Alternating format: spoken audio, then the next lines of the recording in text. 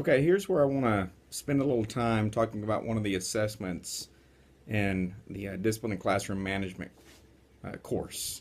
And this is one of the more important assessments that you'll do uh, throughout the time that you're in the class. And I just wanted to give you a little bit of an opportunity to look over this with me and let me walk you through some of the information uh, within this assessment and what you'll be doing.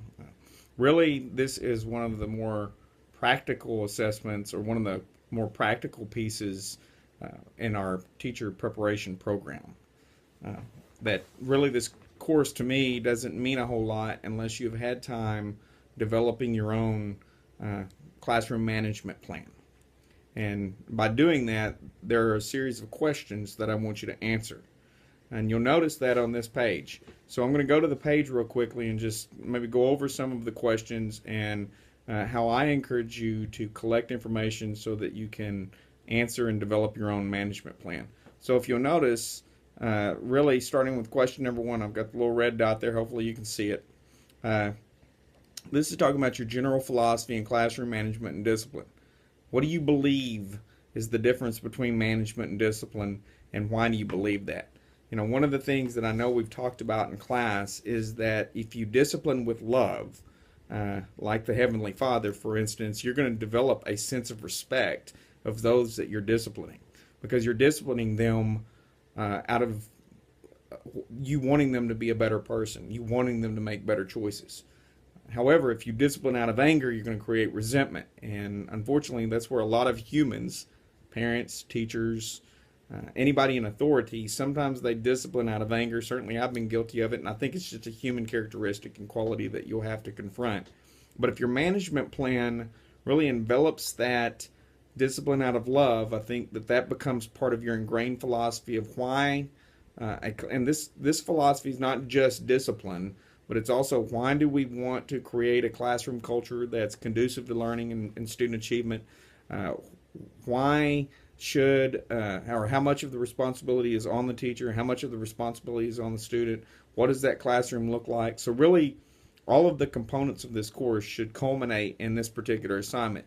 Now, if you look at number two, what classroom rules will you use to guide students in your classroom? That's where you can get a little bit more generic. I don't think you have to think of every single classroom rule. Well, they're only going to go to the bathroom twice. They're only going to go. They're going to do this. I think you're really trying to develop a structure that is conducive to that level of respect, not just towards you and you towards them, but towards each other as well. And I think this should very much be driven by the earlier philosophy that you developed by responding to question number one. And in your management plan, you don't have to prompt your response with the question. As a matter of fact, if you'll notice on the Moodle site, I've uploaded a couple of examples of management plans that really just kind of address each question in a free flow response, but it's grounded. It's not just your anecdotal thoughts about how to answer it, but it's grounded in the information from the textbook, from your observations, etc. So those rules. Now, I've also seen teachers say, "Hey, I'm going to have a democratic classroom, and my students are going to help develop the rules." I don't necessarily have a problem with that. However, I will say that most of those classrooms tend to fall apart because students want to create rules that are unenforceable. And quite frankly, if you can't enforce the rules, then you might as well not put those on as classroom rules or stipulations. So these need to be enforceable rules, and they need to be something that, again, is really guiding and disciplining and managing out of love and respect rather than out of anger and control. So, and now if you'll move down to question number three, what are some positive, and I'll include three and four together, positive and negative consequences that you'll use in class in order to help shape student behavior? Now, this is completely up to you. I will say that teachers tend to focus more on negative consequences than they do positive reinforcement because all of this needs to be premeditated.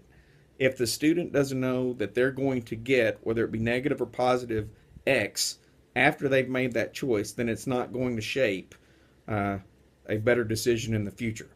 If your response is reactionary, oh, well, you're doing this, use of cell phones, for instance. If you don't want students to inappropriately use cell phones in your class, then you need to say, okay, here's what's going to happen if you use the phone appropriately. This is the positive reinforcement.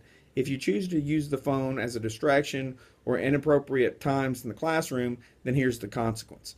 So, but they need to know that up front. Otherwise, it doesn't help shape their decision of whether or not, and this goes along with our love and logic and the first days in the classroom. That information, that textual research-based information suggesting that you need to help students make better choices. And they're not going to make better choices if they don't know the positive reinforcement or the negative consequences before they make the choice. Now, moving down to 5, this is more the procedures and the routines. This goes back to that part of the course dealing with classroom culture and classroom efficiency. And what are you going to do to implement efficiency in your classroom? How are you going to take attendance? How are you going to make sure students move from single desks into groups? What are the pieces and procedures that you're going to have in your classroom that will really help students move efficiently and transition from one activity to the next? And I want to be cautious here. I've seen teachers have a routine with instruction and management. And your goal really isn't to develop a routine and instruction. Matter of fact, students, your brain needs to be challenged and exercised. And a routine that your brain develops doesn't necessarily challenge or exercise it. That doesn't mean that every time the kid walks into the classroom they need to be guessing what we're supposed to be doing. That means that your instruction needs to be a variety of different things, different strategies, different methodologies, whereas your management needs to be a routine. Your expectations of how they behave and how they interact with each other needs to be a routine, whereas your instruction needs to be always pushing them to think a little bit beyond. And if you have that type of instruction, quite frankly, the management will come naturally. They'll want to be engaged. They'll want to be there, even if it's a subject that they're not necessarily all that interested in. If you're helping them control their learning and differentiate for their own needs, then they're going to appreciate that level of respect and autonomy, and they're probably going to they may push the envelope a little bit, but if you have a good management plan, you'll be able to address it very quickly. And if you address it very quickly and consistently, that's the other thing, is that, look, you can't show favoritism or bias or subjectivity. It's really got to be, if you told your troublemaking student to put away the cell phone, but your top student also has his or her cell phone out, you need to address it the same way. It needs to be a very consistent procedure. Now, moving down to question number 6, how do you plan to obtain support for your classroom management plan? I think that's huge. We talk about allies in the classroom. I think most of the students want to be your ally, but they're also lacking in maturity. They're lacking in professionalism. They haven't gone through the experiences in life that you have. So even though for the most of their time in the classroom they want to be helpful and courteous in learning, sometimes they get off track and they don't do the things that they need to do. So you need to help students buy into your management plan, and that kind of comes along with positive reinforcement. There are a lot of different ways of positively reinforcing how you want students to behave. Firstly, acknowledging it, that, hey, thanks, that I appreciate the way that you're reacting to this, or wow, everybody's quiet and listening, and that's something that really helps me move through the material quicker. So you need to recognize those moments, but also make it a classroom that students want to be a part of. It goes back to the classroom culture piece within this course. If you have a bulletin board that you want to use for student of the week or best work given this assignment and display that, don't always pick the kids that make the A plus. Maybe you want to choose the kids that have grown the most this 9 weeks or grown the most in this 6-week period, and you put people up and give them a profile and let them tell a little bit about themselves. Once they realize that you're interested in who they are as a character, they're going to appreciate what it is that you're going to do, and they buy into that, and they want to be a part of the solution and not the problem. Now, along with that, how do you get parental buy-in? We've talked a little bit about how parents can be your ally, or they may be completely opposite. They may be the problem. There's no guarantee that parents are going to help. So if so you need to know who your parents are. You need to be open with communication. You need to be smart and professional and ethical with your communication. You need to think before you email. But bottom line is, parents want good teachers. I can speak on behalf of parents of elementary age students who are moving into middle school. Is that I want good teachers. I want you to challenge my son. If he's struggling, I want you to be willing to help him.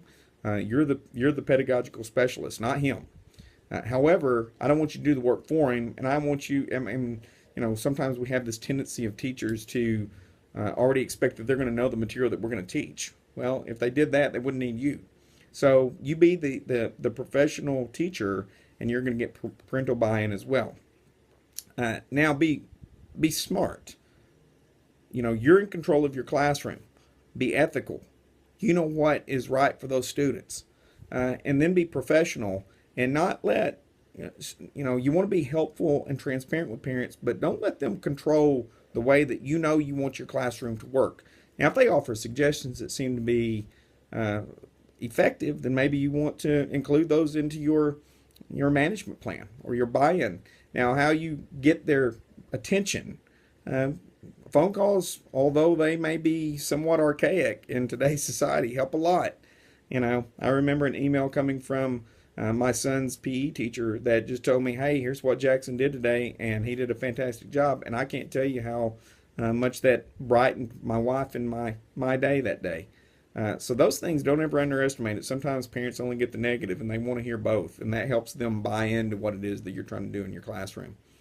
And that kind of deals with 6 and 7. If you drop down to 8, what will your classroom look like? This really is that attachment that you'll include. It's the visual of how are you going to arrange your classroom. What's that going to look like? Some people take that for granted and say, oh, well, I'll get to that whenever.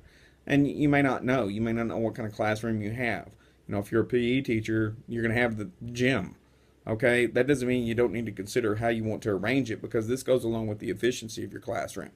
That efficiency in the way that you design your classroom, and if students know where things go, and your expectations of how to submit papers and how to receive papers, etc., that can cut down a lot of lost educational and instructional time. So that's the one thing that teachers always say, well, I never had enough time to get to that, or I never had enough time to deal with that, or I never had enough time to teach that. Well, if you design your classroom to where it is your ally, which it always will be, that's up to you, unless you're a traveling teacher. And then you can still do some things that will help make your life a little bit easier from class to class. But if you have a classroom, it will absolutely help enhance that instructional time. So think in terms of what you want it to look like, and this is ideal. You don't know what kind of classroom you're going to have your first year, but that's not what I'm asking. I'm asking you if you could design your own classroom. What will that look like? What would it have at the teacher station? Would it have learning stations, etc.? So think in terms of that. Number 9, in creating the classroom management plan, what principal theories and psychological theories did you draw from? So this would go to the textbook material. What is it that the textbook's saying is most effective? What is it that it's saying you should do that really helps efficiency, really helps classroom culture? So reinforce what it is that you have on paper with what the research suggests. Let the text kind of help you out and reinforce what it is that you're trying to accomplish within your management plan. And then, I think 10 really kind of goes back to the things that we've discussed in class in regards to your personality type. The blue personality, the orange personality, the gold personality, the green personality.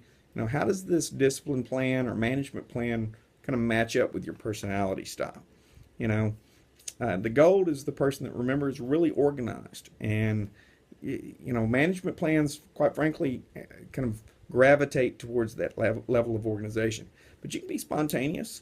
That orange personality can think in terms, they're the ones that are going to be creative about how they want to reward their students when their students do well. So remember when I asked you to think in terms of what are you going to have to negotiate in regards to your personality color? That's what I'm talking about.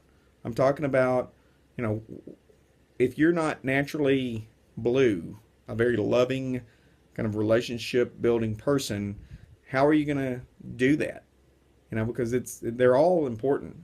The orange, the green, the blue, and the gold are all important. And your management plan really needs to reflect all of those, because you're going to have all those types of students in your classroom. So how does this management plan really partner up with the person that you are and the type of professional teacher that you want to become? So now if we look at, see if I can do this, if we look at the rubric that's associated with the assignment, it's pretty simply aligned to each one of those categories. And I just want to go over this briefly so you'll know how I'm assessing this. And this will be done via Moodle, so you don't have to worry about, this is just an example of the electronic copy that you can access for yourself. But you'll notice that really, if it doesn't contain one of these elements, you'll probably get it back saying, hey, I really need you to focus on adding this piece. But quite frankly, it's looking at the management and discipline philosophy. How do you feel your responsibility, what is your responsibility of management in the classroom? How does it differ from discipline? And then the rules, and then you have the procedures and routines. So really it walks through step by step each one of those questions. And going to the last page, this is one that I want you to pay attention to, because this is one that a lot of times, these last two are oftentimes left out. One, referencing those principles of behavior. Again, you should at least have 2 references, and those are your 2 texts for this particular course. You can bring in a lot of information. You want it to be sound. And, I will, now that I'm thinking about this, this is one of the things that a lot of potential employers want to know is, well, do you have a management plan? They want to, and they're asking you simply, what is your philosophy? They're not asking the comprehensive management plan that I'm asking you to put together. However, if you have something and you want to hand it to them, say, yes, I do, and here it is. Wow. You got to think that puts you one up on some of the other candidates that are applying for the same position. And then that classroom visual. I do want to emphasize that, because that forces you to think in terms of what does your ideal classroom look like. And you can see that the 4-3-2 scale really is, hey, you're progressing. That's a 2. And it gives you description there of what that means. That, well, you're not there yet. Keep thinking about this particular area. Or the 4 is, just highly efficient and effective. Or so far that looks good on paper. And sometimes teachers get frustrated with, well, this doesn't, what I had written, my philosophy, I can't exercise that in my first year because I have different students. Well, once you throw students into the mix, every one of them is different. They're like snowflakes. So your philosophy is going to shape and refine and bend, and you'll scrap some things. But all in all, this should be a very practical assignment and a very easy assessment. It's something that you want to think about or should want to think about. And I want you to use the text. I want you to use your observations. And I want you to use your own personality and your own character and develop that personal management plan that you're going to be able to perhaps use unrefined your first year. But I think you'll find very quickly that you're going to refine bits and pieces of it, and what works for first period may not work for second period. So all in all, I want you to think in terms of, what is that going to look like? Enjoy creating your management plan.